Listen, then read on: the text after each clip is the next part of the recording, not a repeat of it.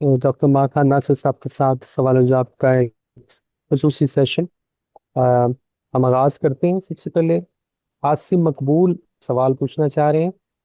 عاصم صاحب آپ سوال پوچھ سکتے ہیں۔ اچھا، میرا سوال یہ ہے کہ قرآن مجید کی آیت ہے کہ نبی صلی اللہ علیہ وسلم کے بارے میں کہ اور ہم نے تمہارا نام احمد رکھا، لیکن ہم جب ایک عام اس میں دیکھتے ہیں کہ تاریخ میں جو ہے محمد صلی اللہ علیہ وسلم جو ہے وہ پیغمبر اسلام محمد کے نام سے زیادہ مشہور ہوئے، اور اگر آج ہم احمد ان کا نام پکاریں یا احمد کہیں تو ایک احمدی فرقے سے جو ہے وہ ایک نسبت بڑھتی ہے یا قائم ہوتی ہے۔ تو بس میرا سوال یہی ہے کہ اول تو یہ کہ جب نام احمد رکھا اور شہرت جو ہے وہ محمد کے نام پر ہوئی، نمبر ایک یہ۔ دوسرا یہ کہ کیا احمد کا نام استعمال کرنے سے نسبت تو قائم نہیں ہوگی قادیانیوں سے؟ جی جب اس میں جو آپ کا سوال ہے نا کہ زیادہ معروف نام تو محمد ہے ظاہر ہے، اور احمد جو ہے وہ اس طرح معروف نہیں ہے۔ مفہوم تو صفت کا مفہوم تو دونوں میں ہی ہے، محمد میں بھی قابل تعریف ہونے کا پہلو ہے اور احمد کا بھی۔ اور عام طور پر میں بھی دیکھ رہا ہوں یہ البیان ہی، عام طور پر لوگوں نے اسمہ احمد کو اسی مفہوم میں لیا کہ ان کا نام احمد ہوگا۔ میرا ایک خیال ہے، اور لیکن میں اس پر کوئی حتمی رائے نہیں دے سکتا کہ اسمہ احمد سے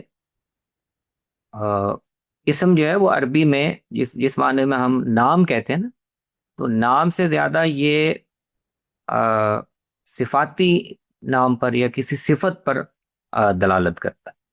یعنی اللہ تعالیٰ کے لیے سمجھتے ہیں نا وَلِلَّهِ الْأَسْمَاءُ الْحُسْنَى، تو وہ اسماء سارے کے سارے یعنی اللہ تو ذاتی نام ہے، لیکن جو اسماء حسنہ جب ہم کہتے ہیں تو وہ اللہ تعالیٰ کی کچھ نہ کچھ صفات کو بیان کرتے ہیں۔ تو ایک تو میرا یہ طالب علمانہ خیال ہے، لیکن اس پہ مجھے خود بھی مزید غور کرنا پڑے گا کہ یہاں اسم احمد کا مطلب یہ ہے کہ ان کا نام، اس پیغمبر کا نام بہت ہی قابل تعریف ہوگا، اپنے اوصاف کے لحاظ سے بہت ہی قابل تعریف ہوگا۔ یہ اس میں علم کے طور پر شاید یہاں نہیں آیا، لیکن اگر وہ آیا بھی ہے، اسم احمد کے معنی میں آیا بھی ہے، تو احمدیت کی طرف نسبت تو ابھی بعد میں لوگوں نے اب آ کے پیدا کی ہے نا، اس نام سے فائدہ اٹھاتے ہوئے ایک تلبیس کی کوشش کی ہے۔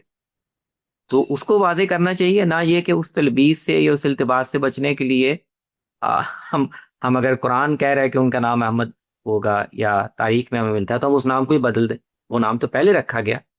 احمدیت کا التباس یا دھوکہ اب آ کے لوگ پیدا کر رہے ہیں، اور مسلمان ویسے بھی اپنے آپ کو محمدی یا احمدی کہتے ہی نہیں، یہ تو انگریزوں نے ہمیں آ کے محمدن کہنا شروع کیا۔ مسلمانوں نے کبھی اپنے آپ کو رسول اللہ کی طرف منسوب نہیں کیا، وہ ہمیشہ اپنے آپ کو مسلم ہی کہا۔ اللہ نے بھی یہی نام رکھا ہے مسلم کا، مسلمان ہونے کا، اور ہمیں بھی اپنے آپ کو کوئی عیسوی یا محمدی کہنے کی ضرورت نہیں ہے، ہم مسلمان ہیں۔ جی، یہ اصل میں بالکل وہی بات ہے نا کہ جیسے اللہ کا ذاتی اسم جو ہے وہ اللہ ہے، لیکن ہم اللہ کو رحمان رحیم یہ معروف نام سے نہیں پکارتے، یعنی صفاتی نام سے نہیں پکارتے۔ تو بہرحال یہ سوال ایک اشکال کے طور پہ میرے ذہن میں تھا، تو اس پہ غور کیجیے گا اور مجھے بھی اس حوالے سے بتائیے گا۔ بہت شکریہ، جزاک اللہ۔ عاصم مقبول صاحب آپ کا بہت شکریہ۔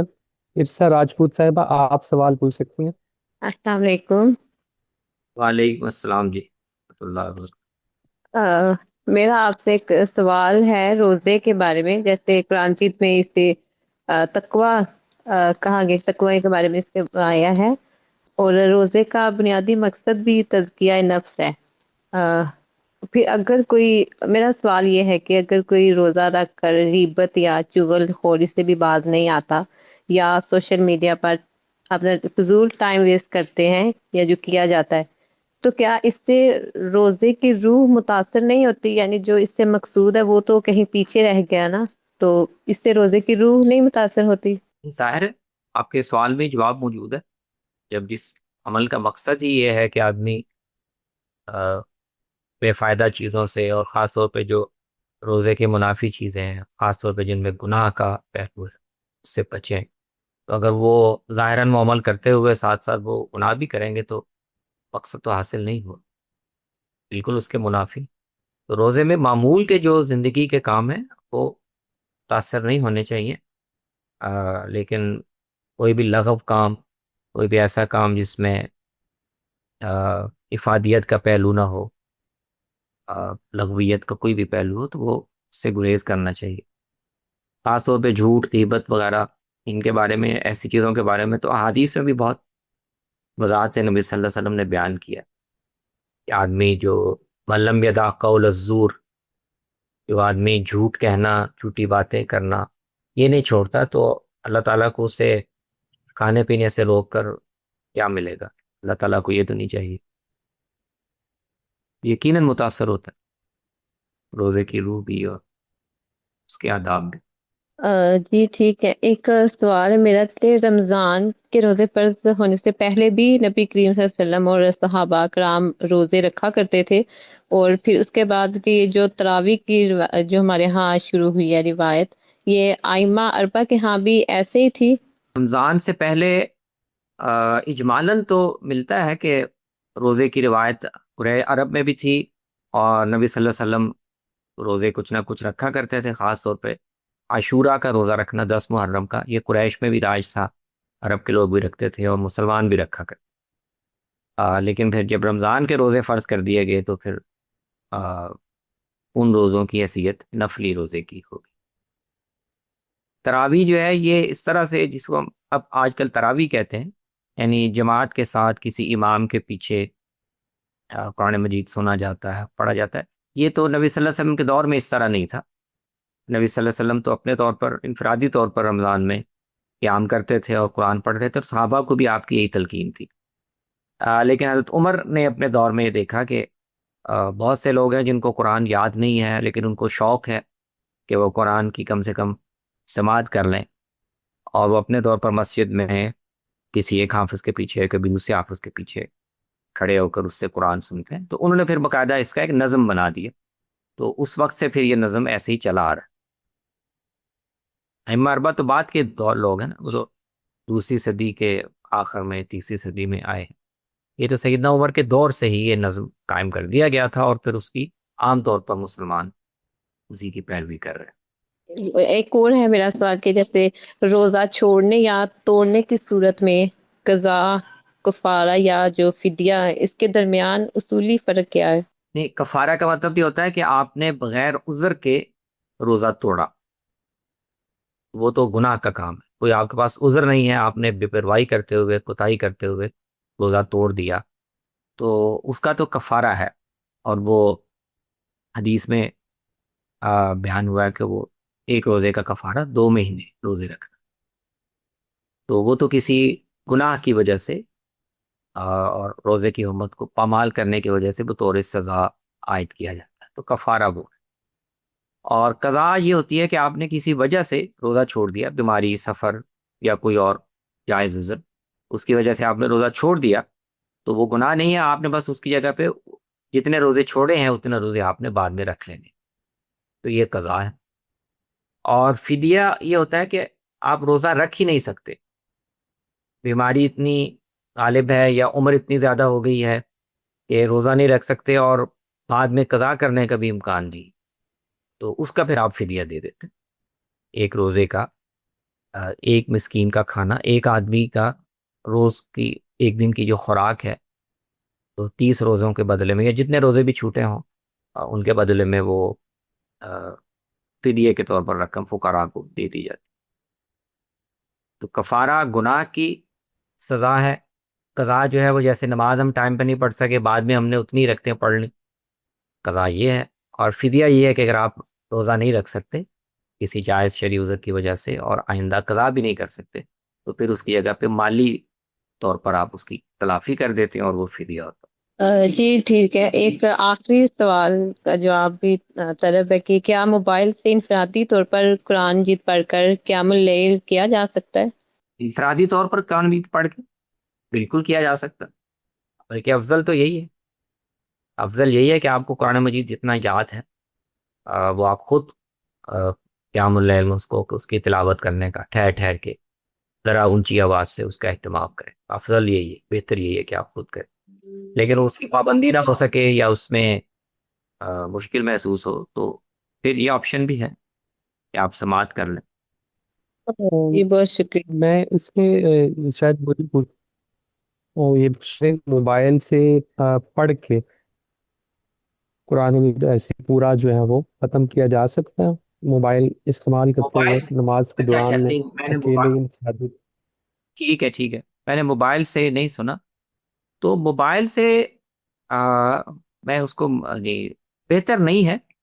آپ کو زبانی جو یاد ہو وہ پڑھنا چاہیے، لیکن اگر کسی کو یاد نہیں ہے لیکن اس کا دل اس میں زیادہ لگتا ہے کہ موبائل کھول کے یا سامنے رکھ کے اس میں سے پڑھتا جائے، تو اس کو بالکل غلط نہیں کہا جا سکتا. حضرت عائشہ کے بارے میں آتا ہے کہ وہ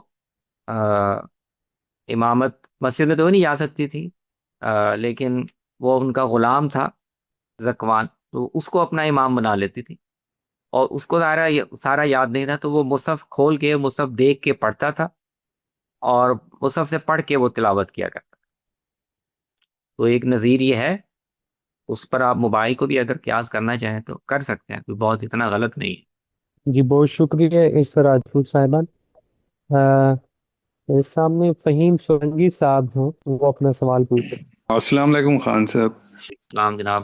جی محترم، میرا سوال نماز کے متعلق ہے اور اس کے نا 2-3 حصے ہیں. ایک تو یہ کہ ہمیں پتہ ہے کہ ایک نماز فرض ہوتی ہے، اس کے بعد تمام نفل ہی ہوتی ہیں، مگر ہم دیکھتے ہیں بچپن سے جیسے ہم نے پڑھا ہے کچھ بتائی گئی ہوتی ہیں سنت موقدہ، سنت غیر موقدہ، یہ چیزیں. اور اس کے علاوہ یہ کہ قرات کتنا ایک آیت کی بھی کر سکتے ہیں، اور کیا وہاں تک بھی قرات کر سکتے ہیں جہاں تک یعنی کہ نہ رکنے کی علامت ہوتی ہے، لا کا نشان ہوتا ہے آخر میں، تو کیا وہاں تک بھی ہم کر سکتے ہیں یا اس کو آگے مکمل کریں؟ یہ مہربانی کر کے بتائیے. نماز آپ کا پہلا حصہ ہے وہ یہ ہے کہ نماز فرض ہے. فرض کا مطلب یہ ہے کہ آپ نے ہر حال میں پڑھنی ہے، اگر آپ نہیں پڑھیں گے تو گناہگار ہوں گے اور اللہ تعالیٰ کے ہاں جواب دینا پڑے. اس کے علاوہ باقی ساری نمازیں جو فرض نہیں ہیں وہ اس معنی میں نفل نمازیں ہیں کہ ان پر آپ کو اللہ تعالیٰ کے سامنے ان کا حساب نہیں دینا. اگر آپ پڑھیں تو اجر کا باعث ہے، اور آپ کے فرائض میں جو کمی کوتاہی ہوتی ہے اس کی تلافی بھی اس سے ہو جائے گی، لیکن فی نفسی ہی ان پر آپ کو اللہ کو جواب نہیں دینا. البتہ یہ جو تقسیم کی جاتی ہے سنت موقدہ اور غیر موقدہ یا اس طرح، وہ ایک دوسرے پہلو سے کی جاتی ہے. وہ یہ کہ جو نفل نمازیں ہیں یہ بھی ثواب اور اجر اور اہمیت کے لحاظ سے ایک جیسی نہیں ہے، ان میں بھی درجہ بندی ہے. تو سب سے افضل جو ہے وہ نبی صلی اللہ علیہ وسلم نے نوافل جو فرض نماز کے شروع پہلے یا بعد میں پڑھے جاتے ہیں تو آپ نے ان کی زیادہ تاکید بیان کی ہے، تو اور آپ نے خود بھی اہتمام کیا ہے ان کے پڑھنے کا، تو ظاہر ہے ان کا درجہ اور اہمیت زیادہ ہے. ان کو ہم سنت مؤکدہ کہتے ہیں. آپ نے خود بھی اہتمام سے پڑھی اور لوگوں کو تاکید بھی کی کہ 12 نفل رکھتے ہیں دن اور رات میں، اگر جو آدمی اہتمام کرے تو اس کا اللہ کے ہاں پڑھا. اور اس کے علاوہ جو بھی آپ نوافل زائد پڑھنا چاہیں، کبھی پڑھ لیے کبھی نہ پڑھے، نبی صلی اللہ علیہ وسلم نے بھی ایسے کیا، وہ غیر موقتہ سنتیں ہیں، وہ نوافل ہی ہیں. تو وہ فرق بس اس پہلو سے ہے کہ کون سے نوافل کا اجر زیادہ ہے، اہمیت زیادہ ہے، اور نبی صلی اللہ علیہ وسلم نے ان کی تاکید زیادہ فرمائی.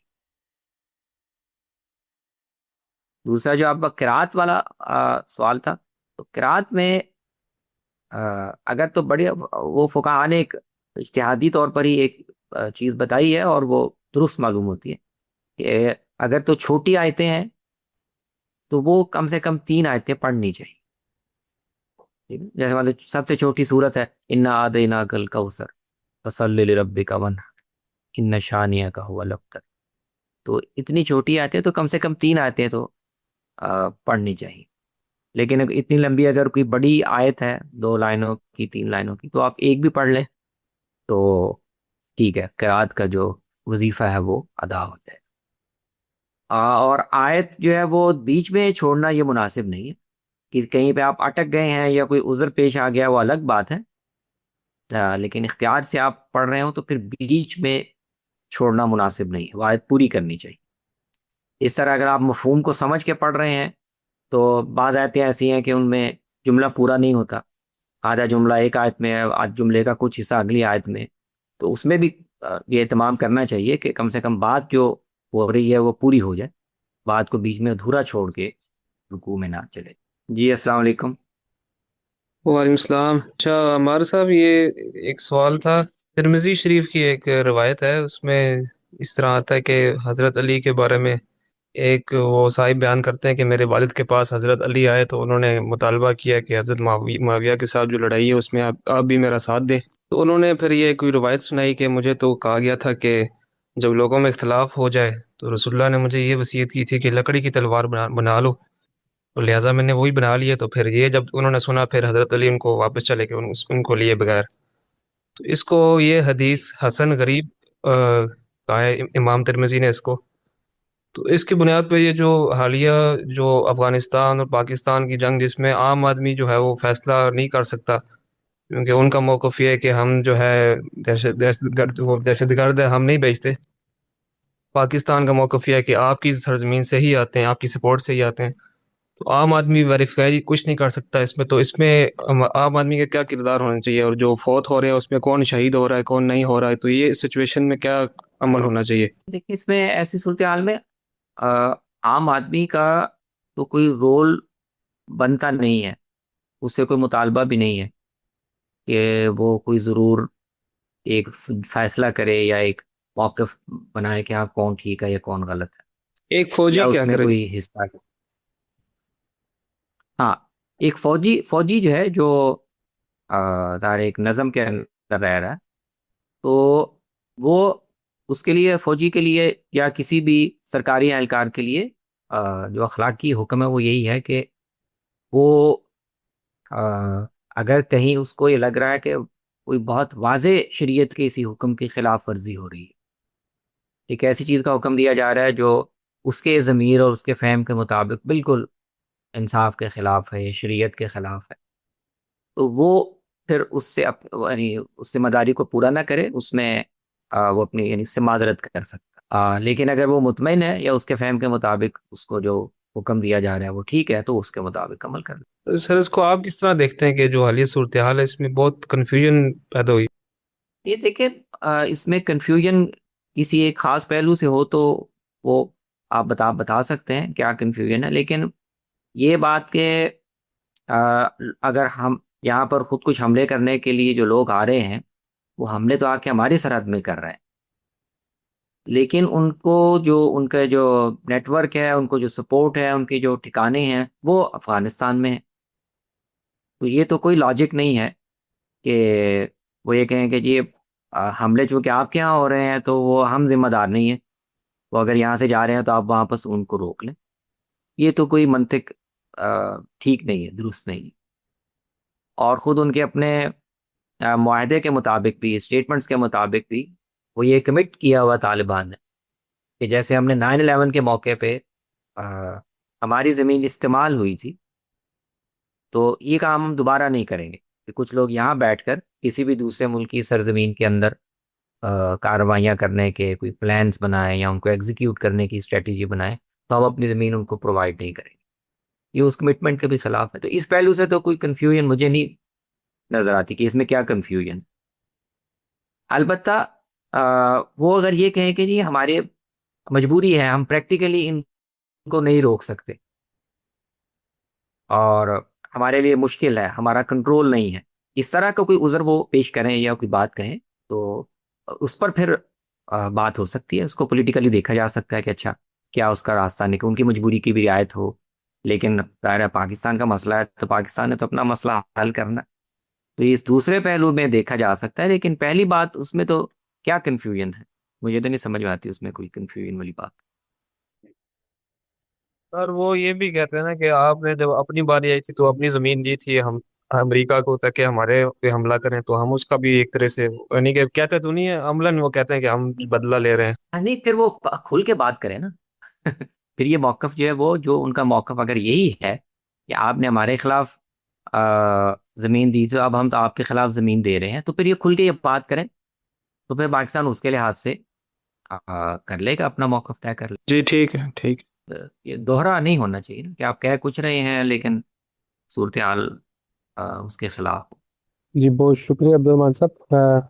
मोहम्मद साद साहब, आप सवाल पूछ सकते हैं। सर, मेरा कोई सवाल तो नहीं है। एक छोटी सी कन्फ्यूजन थी, वो मैं क्लियर करना चाहता था कि मैंने सर एज अ बिगनर, यानी कि बिना ये खुलफाए राशिदीन की जो हिस्ट्री है या उनके बारे में पढ़ना शुरू किया था, तो मैंने एक इंग्लिश बुक जी परचेज़ की थी हज़रत अली के बारे में।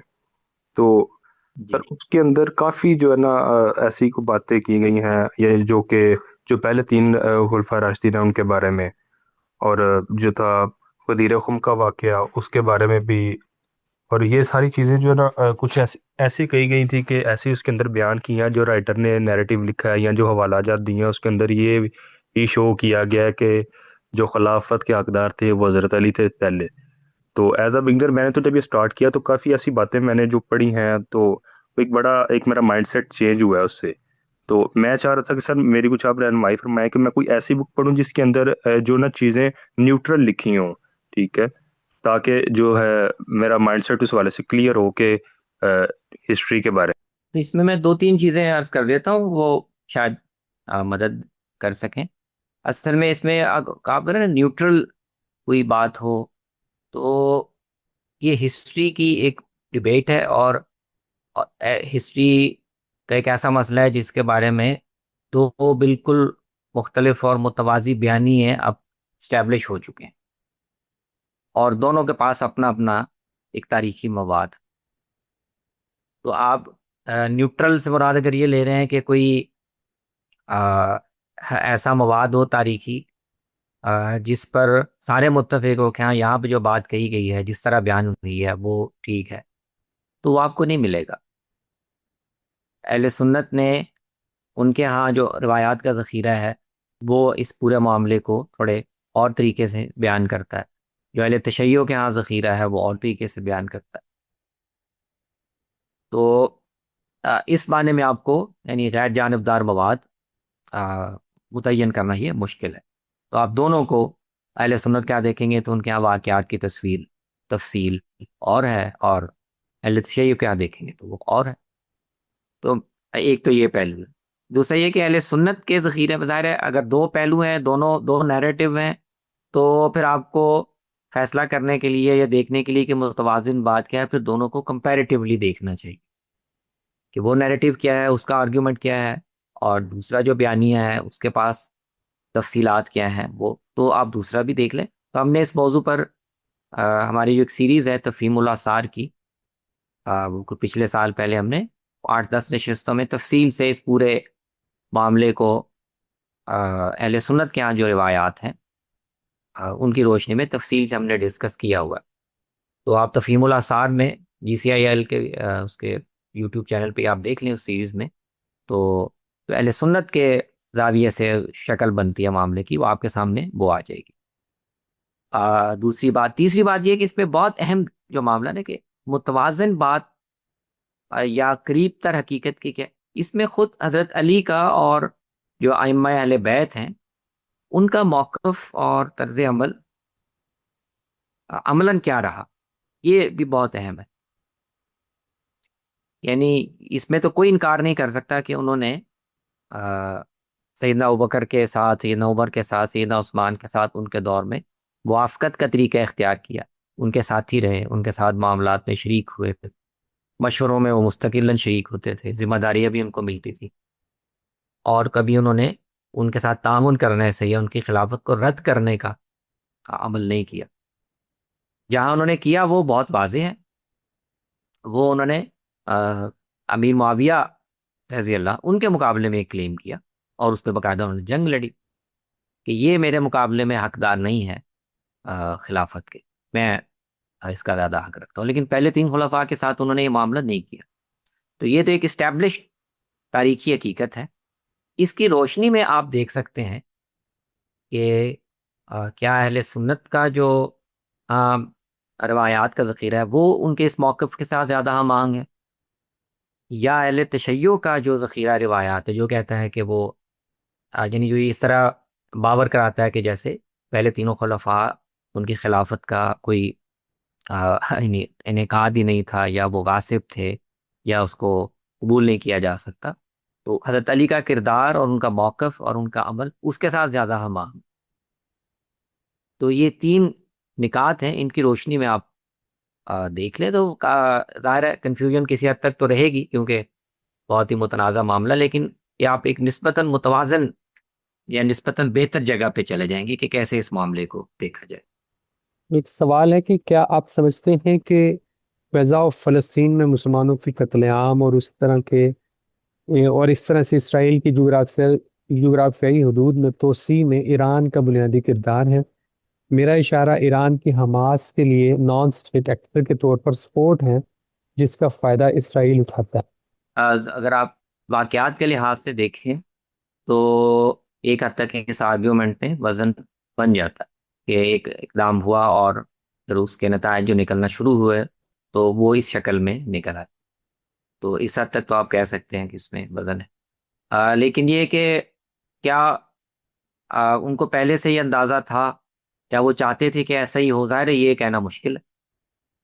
تو مس کیلکولیشن ہو سکتی ہے، اندازہ غلط ہو سکتا ہے، اجتہادی غلطی آپ کہتے ہیں ہو سکتی ہے، کہ جو خیال تھا کہ اس سے نتیجہ نکلے گا وہ نہیں نکلا بلکہ اس کے الٹ نکلا ہے. تو اس طرح سے آپ دیکھ سکتے ہیں دونوں پہلوؤں سے.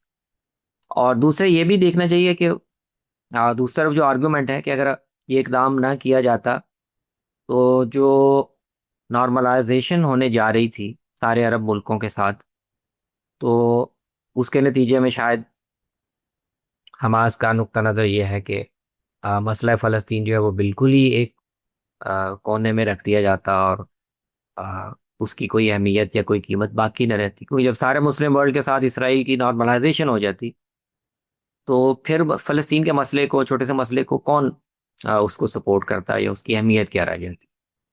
تو اس طرف وہ آرگیومنٹ ہے کہ ہاں ہم نے نقصان تو بہت اٹھایا ہے، لیکن وہ جو ایک عمل ہونے جا رہا تھا اس کو ہم نے روک دیا. اس پہلو سے آپ دیکھیں تو وہ کامیاب رہا ہے. اب نارملائزیشن نہیں ہو سکتی کم سے کم موجودہ صورتحال میں. تو یہ سارے پہلو ہیں اس کے. ایک سیاسی مسئلہ ہے اور سیاسی مسئلے کی پیچیدگیاں ایسی ہوتی ہیں، ایک پہلو سے آپ کو ایک موقف ٹھیک لگتا ہے، دوسرے پہلو سے دوسرا ٹھیک لگتا ہے. یہ بہت بہتر ہو گیا. کوئی اور سوال عوام میں سے کوئی پوچھنا چاہیں؟ جی عبد الرحمان سے اچھا، پوچھ. اب آپ کا چونکہ آثار میں اور روایات میں کافی آپ نے کام کیا ہے، تو اس متعلق جو غامدی صاحب کا ایک موقف کافی مشہور ہوا تھا کہ عورت کی انہوں نے امامت کو جائز قرار دیا تھا ایک روایت کی بنیاد پر. تو کافی ان پہ تنقید ہوئی کہ جو عام طور سے تو آپ ایک روایت کی بنیاد پر اس طرح حکمنی احکام نہیں نکالتے ہیں، لیکن جو ابھی اتواتر جو چلا آ رہا ہے عملی، وہ تو یہی ہے کہ جو امام نہیں بنایا گیا عورت کو کبھی اس طریقے سے، اس کی بدیہی وجوہات اس کی یہ ہیں جو عورتوں کے جو مسائل ہوتے ہیں. دوسرا یہ کہ جو وہ روایت ہے وہ اٹ سیلف بھی جو ہے اتنی صحت کے اعتبار سے نہیں ہے، وہ یہ کہتے ہیں. تو آپ نے اس کو بنیاد بنا کے کیسے آپ نے یہ کہہ دیا؟ تو آپ کی نظر میں وہ روایت قابل اعتبار ہے اور اس کی بنیاد پر فیصلہ کیا جا سکتا ہے کہ یہ جائز ہے عورت کی امامت؟ نہیں، اس پہ میں نے یہی اسی نہیں استفسار کے کس سیشن میں نے بات کی تھی. مجھے تو اس جو عام اہل علم کی رائے ہے اب وہی زیادہ بہتر لگتی ہے. غامدی صاحب اصل میں یہ کہتے ہیں کہ عورتوں کو امام نہیں بنایا جاتا تھا یا وہ امام نہیں، تو یہ کلچرل چیز ہے، روایت ثقافت ایسی بن گئی کہ اس کی پابندی کی گئی، لیکن شریعت نے اسے منع نہیں کیا. اور ضمناً وہ پھر ام ورقہ کی روایت سے بھی استدلال کرتے. تو وہ روایت تو ظاہر ہے اس کے سند میں چھوٹا موٹا مسئلہ ہے، لیکن واقعہ تو درست لگتا ہے. اس واقعے میں بھی اصل میں یہ تصریح نہیں ہے کہ وہ ام ورقہ اگر جماعت کرتی تھی تو پیچھے ان کے ساتھ مرد بھی ہوتے تھے یا صرف عورتیں ہوتی تھی، اس میں کوئی تصریح نہیں ہے. دونوں طرح قیاس کیا جا سکتا ہے. تو مجھے تو یہ عام رائے ہے وہ زیادہ بہتر لگتی ہے، صحیح لگتی ہے کہ نبی صلی اللہ علیہ وسلم نے باقاعدہ اس کا اہتمام کیا کہ مرد ہی امامت کروائیں اور خواتین مسجد میں اگر آ کے نماز میں شریک ہونا چاہیں تو وہ پچھلی صفوں میں کھڑے ہوں تاکہ ان کے درمیان اور مردوں کے درمیان ایک فاصلہ بھی رہے. اور ویسے بھی جو عمومی آداب ہیں اس کے لحاظ سے بھی یہی درست لگتا ہے کہ یہ محض ثقافت کا مسئلہ نہیں تھا. یہ شرعی جو آداب ہیں اختلاط کے اور مرد و زن کے تعامل کے، اس کے لحاظ سے یہ بندوبست کیا گیا. تو وہ خواتین کو نہیں کروانی چاہیے امامت مشترکہ اجتماعات. وہ اپنی الگ خواتین کی جماعت ہو تو وہ کروا لیں، اپنی مسجدیں الگ بنا لیں، مشترکہ جماعت کی امامت نہیں کروانی چاہیے. جی ٹھیک ہے. جی استاد گرامی، میرے خیال سے مزید کوئی سوال نہیں ہے. جی آصف صاحب، آپ سوال پوچھ سکتے ہیں. جی میں اپنے ارلیئر سوال کے کانسیکوینس میں پوچھوں گا جو ایران کے حوالے سے میں نے کیا تھا. آپ نے بتایا کہ حماس کا ایک حوالے سے یہ جواز بنتا ہے مسئلہ فلسطین کو زندہ رکھنے کے لیے. کیا ایک غیر ریاستی عنصر جیسے حماس، اس کی کیا ایسی کوئی شرعی ذمہ داری مانی جا سکتی ہے کہ وہ جو اس کے ذہن میں وہ سمجھتا ہے کہ وہ ایک خاص پرپس کے لیے ایک بطور ایک غیر ریاستی عنصر کے طور پہ، ایک نان اسٹیٹ ایکٹر کے طور کے اوپر ایسی اسٹریٹجی اختیار کرے کہ جس کا نتیجہ وہ سامنے آئے جو کہ آج ہم دیکھ رہے ہیں؟ کیا شرعی طور کے اوپر ایسی خود ساختہ ذمہ داری کو مانا جا سکتا ہے؟ یہ سوال ہے، یہ ویلڈ سوال ہے کہ اسٹریٹجی بنانے یا فیصلہ کرنے کا اختیار کس کے پاس ہے، اور کیا حماس کے پاس وہ مینڈیٹ تھا یا نہیں. دیکھیں جو زمینی صورتحال ہے اس کے لحاظ سے تو حماس ایسا نہیں کہ باہر سے گیا ہوا کوئی جتھا تھا اور جیسے ہم نے یہاں کشمیر میں اپنی طرف سے یہاں جتھے بنا کے بھیجنا شروع کر دیے تھے اور وہ وہاں جا کے انہوں نے اقدامات کرنا شروع کر دیا، حالانکہ ان کو کشمیری عوام کی طرف سے یا وہاں کی سیاسی قوتوں کی طرف سے کوئی مینڈیٹ نہیں ملا ہوا تھا. تو بظاہر تو حماس کی سچویشن یہ نہیں ہے، وہ کوئی باہر سے گئی ہوئی تنظیم، کسی اور ملک کی بھیجی ہوئی تنظیم جس نے وہاں جا کے کارروائیاں کی، ایسا تو نہیں ہے. حماس کی تو فلسطین کے عوام میں نمائندگی ہے، ایک علاقے میں ان کی انتظام ان کے پاس تھا، تو وہ فلسطینیوں کے نمائندے کے طور پر غزہ کی پٹی میں کام کر رہے تھے نا. اس حیثیت سے انہوں نے ایک اسٹریٹجی بنائی. تو اسٹریٹجی صحیح تھی یا غلط تھی یا اس کے نتائج، وہ ایک الگ بات ہے، لیکن یہ کہنا میرے خیال میں مشکل ہے کہ ان کے پاس فیصلہ کرنے کا مینڈیٹ نہیں تھا، یا وہ ان معنوں میں کوئی نان اسٹیٹ ایکٹر تھے جیسے ہم یہاں سمجھتے ہیں کہ ہم نے کوئی تنظیم بنا دی، جتھا بنا دیا اور وہ جا کے کہیں کارروائیاں کرنی شروع کر دی. وہ فلسطینیوں کی نمائندہ جماعت کی حیثیت سے اس نے یہ فیصلہ کیا. لیکن دنیا تو حماس کو فلسطین کی نمائندہ جماعت نہیں سمجھتی ہے. اسی وجہ سے ہی اسرائیل ریئیکٹ کرتا ہے جب ایران پشت پناہی کرتا ہے حماس کی، تو as a non state actor کے طور پہ کرتا ہے، جس کو چیلنج کیا جاتا ہے اور جس کے نتیجے میں ریئیکٹ کیا جاتا ہے دوسری طرف سے. نہیں، یہاں پھر یہ آپ کو یہ طے کرنا پڑے گا کہ کون کس کا نمائندہ ہے، اور یہ نہیں یہ کون طے کرے گا. دنیا سے مراد اگر تو آپ کو مغربی طاقتیں ہیں تو بین الاقوامی قانون یا بین الاقوامی نظام کیسے کام کرتا ہے، وہ کتنا منصفانہ ہے، اس کو بھی ہمیں دیکھنے کی ضرورت ہے. یعنی بالفعل حماس غزہ میں اس کی ایڈمنسٹریشن تھی، وہ وہاں کے معاملات کو چلا رہی تھی، اور ایسا نہیں ہے کہ وہ زبردستی زور طاقت سے باہر آ کے کہیں سے انہی میں سے وہ لوگ اٹھے، انہی میں سے انہوں نے ایک جماعت بنائی اور انہوں نے اس علاقے میں اپنا ایک یہ حیثیت حاصل کر لی. تو آپ اس کو دنیا یا امریکہ یا اسرائیل وہ ظاہر ہے اپنے نظر سے دیکھ رہے ہیں، اس کو ان کو غیر جانبدار کہنا مشکل ہے. بعض کا ہاں اگر آپ کہہ رہے ہیں کہ انہوں نے ان کے بعض اقدامات ایسے ہیں جو انٹرنیشنل لا کی روح سے ان پر سوال اٹھایا جا سکتا ہے، وہ اس دائرے میں بات کی جا سکتی ہے. اگر ان کے بعض اقدامات ایسے ہوں، جیسے ایک زمانے میں پی ایل او جو ہے وہ شروع میں سیاسی جماعت نہیں تھی، وہ ایک ملیٹنٹ آرگنائزیشن تھی، تو اس زمانے میں اس نے کئی ایسی کارروائیاں کی جو بین الاقوامی قانون کی روح سے دہشت گردی کے زمرے میں آتی تھی. پھر ایسا انہوں نے وہ طریقہ چھوڑ کر ایک سیاسی تنظیم کی شکل اختیار کر لی.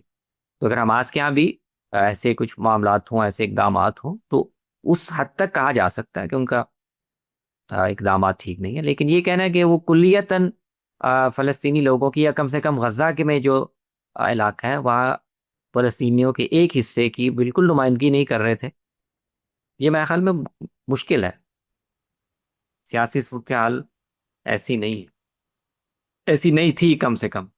اب دوبارہ اگر غزہ کے لوگوں کو موقع ملے اور وہ اپنی کوئی سیاسی فیصلہ کریں تو وہ حماس کو دوبارہ یہ مینڈیٹ دیتے ہیں. وہ ایک دیکھنے کی چیز ہے، لیکن جس موقع پر انہوں نے یہ اقدام کیا اس وقت تک تو میرے خیال میں ان کی حیثیت نمائندہ ہی کی تھی. آپ کے جواب سے یہ معلوم ہو رہا ہے کہ آپ شاید یہ سمجھتے ہیں کہ حماس کی کم از کم غزہ کے حوالے سے ایک نمائندہ اینٹیٹی کے طور کے اوپر ایک حیثیت بنتی ہے.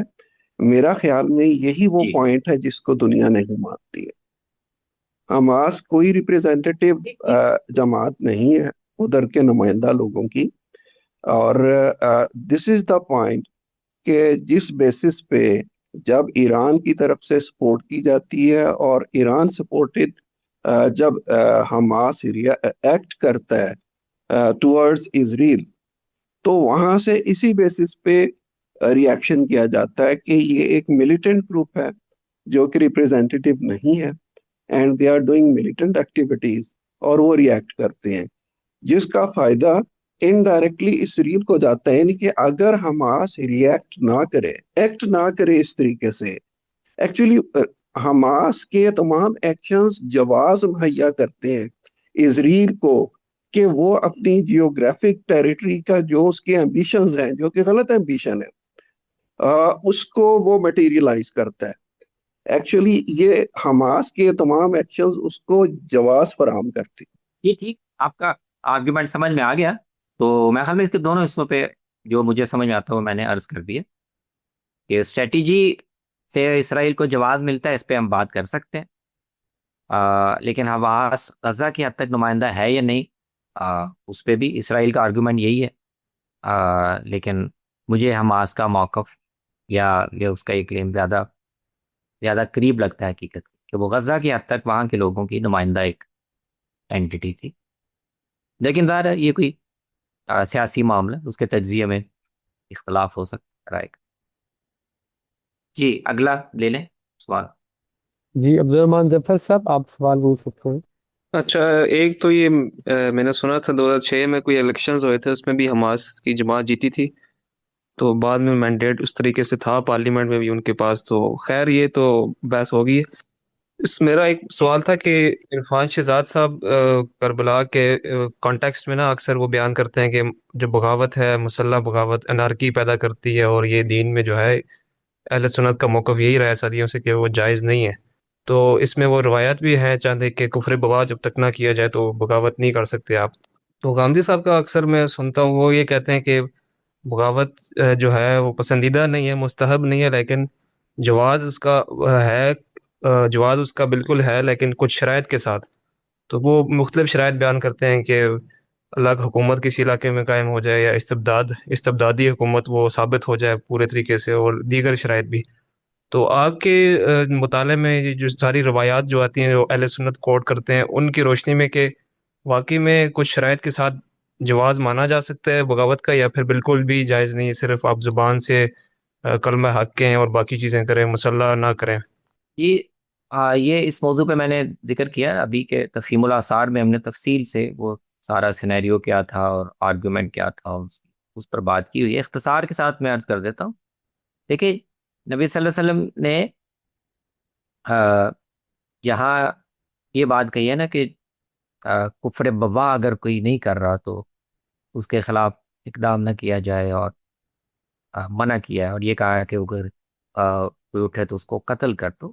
وہ صورتحال بالکل الگ ہے. وہ یہ ہے کہ کسی اقتدار کا معاملہ اور کس نے حکمرانی سنبھالنی ہے، یہ اتفاق سے اور کسی نزاع کے بغیر شورا کے اصول پر طے ہو گیا ہو، اور اس کے بعد کوئی آدمی بیچ میں سے اٹھ کر اختلاف کرنا چاہے، اپنی حکومت قائم، اس کے بارے میں ہم نے کہا کہ اس کو تو قتل کر دو جو بیچ میں انتشار ڈالنا چاہے، اگر ایک اصول کے مطابق اتفاق سے معاملہ طے کیا. اس طرح دوسرا معاملہ آپ نے یہ بتایا کہ حکمران جو مقرر ہوں وہ اگر بگاڑ کا شکار ہو جائے، بدعملی کرنے لگے، ناانصافی کرنے لگے، تو اس صورت میں بھی مسلمانوں کو چاہیے کہ ان کی اطاعت سے دستکش نہ ہو جب تک وہ نماز پڑھتے رہیں، نماز کا اہتمام کرتے رہیں، چاہے لیٹ کرتے رہیں، اس میں کوتاہی کرتے رہیں، لیکن جو ایک علامت ہے ظاہری مسلم، اس پر قائم رہے، تو تب تک بھی ان کی زیادتی برداشت کی جائے اور اطاعت سے دستکش نہ ہوا جائے۔ یہ دو اصول ہیں جو حدیثوں میں بیان کیے گئے۔ اب سیدنا حسین کا جو معاملہ رضی اللہ عنہ، وہ بہت پیچیدہ معاملہ ہے، وہ کسی بھی واضح اور صریح حکم کے دائرے میں وہ نہیں آتا۔ اس کی وجہ یہ ہے کہ حضرت عثمان کے بعد جو خلافت کا معاملہ، اقتدار کا معاملہ، اس میں مسلمانوں کی جماعت میں ایک ایسا نزاع پیدا ہو گیا کہ اب ایک متفقہ خلیفہ یا ایک متفقہ حکمران جس پہ سارے مسلمانوں نے اتفاق رائے سے فیصلہ کیا ہو، وہ تو بن نہیں سکا۔ حضرت علی کا زیادہ استحقاق بنتا ہے حضرت علی معاویہ کے مقابلے میں، لیکن آپ دیکھیں صحابہ کے دور میں بھی، بعد میں بھی ان کے خلافت کے اس دور کو درست مانتے ہوئے بھی، ان کو خلیفہ مانتے ہوئے بھی ایک متنازع دور مانا جاتا ہے، اس لیے کہ اس پر مسلمانوں کے اتفاق نہیں ہو سکا۔ تو جب اتفاق نہیں ہو سکا تو ظاہر ہے حضرت معاویہ کو پھر اجتہاداً نہیں کہا جاتا ہے کہ ان سے غلطی ہوئی، لیکن ان کے پاس گنجائش تھی۔ اگر انہوں نے بیعت نہیں کی، اگر انہوں نے اپنی الگ حکومت بنا لی، قصاص کا مطالبہ کیا، تو نسبتاً ان کا موقف کمزور ہونے کے باوجود اس کی گنجائش بنتی ہے۔ تو آپ اسی اصول کو اگر سیدنا حسین کے اقدام پر اپلائی کریں تو وہاں پر بھی یہی گنجائش بنتی ہے، یعنی یزید کی جو اس کی جانشینی کا فیصلہ ہے، وہ سیدنا حسن کے ساتھ یہ طے ہوا تھا، اور ویسے بھی شاید عام اصول کی روح سے یہ ہونا چاہیے تھا کہ وہ مشاورت سے اور شورا سے اس طرح طے ہوتا کہ سارے جو سٹیک ہولڈرز ہیں، جن میں بنو ہاشم بھی تھے، ان کے اتفاق، ان کی تائید حاصل ہو۔ تو یزید کی بیعت کو یا اس کی جانشینی کو تو اس طرح سے سارے سٹیک ہولڈرز کی تائید حاصل نہیں تھی، بنو ہاشم کی تو بالکل نہیں تھی، جبکہ وہ قریش کے نمایاں ترین لوگ ہیں، اور وہ اس معاملے میں ایک یعنی ان کا حصہ اور ان کا ایک کردار بھی بنتا تھا۔ تو سیدنا حسین کا بنیادی جو موقف تھا وہ تو یہ تھا کہ یہ سارا معاملہ جو ہوا ہے یہ تو شورا کے تحت اور کسی اصول کے تحت ہوا ہی نہیں، یہ تو اپنے اثر و رسوخ کو استعمال کر کے اور اپنے حق اقتدار کو استعمال کر کے یہ فیصلہ کروایا گیا ہے۔ تو اصولاً وہ سمجھتے تھے کہ اس کو چیلنج کرنے کا میرے پاس جواز ہے، اور عملاً اس کا موقع انہیں اہل کوفہ نے مہیا کر دیا کہ ایک علاقے کے لوگ اگر ان کی تائید کے لیے تیار ہیں اور وہ ان کو بیعت کے لیے بلا رہے ہیں تو ان کے نقطہ نظر سے دونوں شرطیں پوری ہو جاتی ہیں۔ ایک یہ کہ اصولاً بھی یہ اتفاق سے معاملہ طے نہیں ہوا، اور دوسری بات یہ کہ چیلنج کرنے کے لیے ایک علاقے میں کم سے کم تائید اور عصبیت میسر ہے، تو مجھے یہ اقدام کرنا چاہیے۔ تو جس طرح کی اجتہادی گنجائش سیدنا معاویہ کے پاس ہے صورتحال کے لحاظ سے، سیدنا حسین کے پاس بھی اس سے کم نہیں ہے، اتنی ہی گنجائش اس کے لیے بنتی ہے۔ تو اس لیے صحابہ جو ان کو روک رہے ہیں نا، وہ بھی مصلحت کے اصول پہ روک رہے ہیں کہ آپ نہ کریں، کوفے کے لوگ ساتھ نہیں دیں گے، آپ کو، خاندان کو مروا دیں گے، یا ایک دفعہ اگر اتفاق پیدا ہو گیا تو پھر دوبارہ مسلمان منتشر نہ ہو جائے۔ کوئی ان سے یہ نہیں کہہ رہا کہ آپ کو یہ حق نہیں ہے یا آپ یہ خلاف شریعت کوئی تجاوز کر رہے ہیں، یہ کوئی نہیں کہہ رہا، سب ان کو مصلحت کے پہلو سے ہی سمجھانے کی کوشش کر رہے ہیں۔ مجھے تو اس طرح یہ سارا معاملہ سمجھ میں آتا۔